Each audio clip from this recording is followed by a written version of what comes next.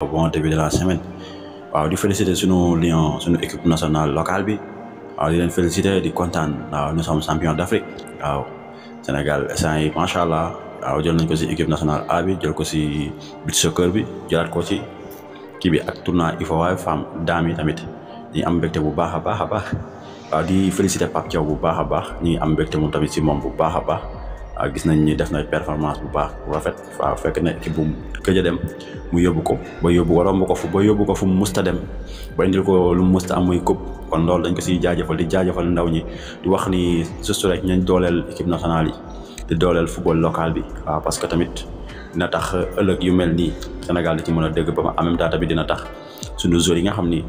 ay joueurs yi am talent la ñi nga xam ni ñu ngi si équipe kii club yi nekk fii Sénégal ñu mën a xam leen mën leen découvrir bañ mën a signer international am ay contrat yu baax tamit ñu xoolaat seen salaire yi ñu leen di fay si club yi dooleel club ba nga xam ne club yi tamit dinañ am doole pour mën a fay seen i joueurs waaw gis nañ ni waa Benno Bokk Yaakaar dem woote nañ benn meeting Pikine wala waa APR gis nañ ni meeting bi fees na nag waaye gis nañ ni meeting bi fees bi ay temps la quoi comme ça temps bu ndaw ñi nga xam ne luye woon nañ leen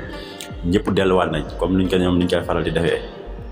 am na jàngat te tamit dégg nañu ay discours yoo xam ne discours yee fitna rek comme que Macky mooy seen plan A plan B lu leen ci góobee rek nañ ko gar mu nekk seen taxaw seetlu